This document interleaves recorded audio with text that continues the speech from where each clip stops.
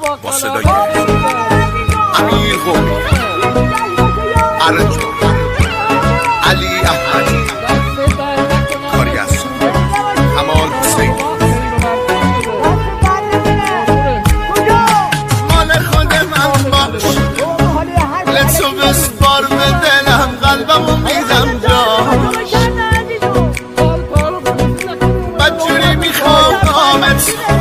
غیر من، هر کی که گفت دوست دارم گوش نده به حرف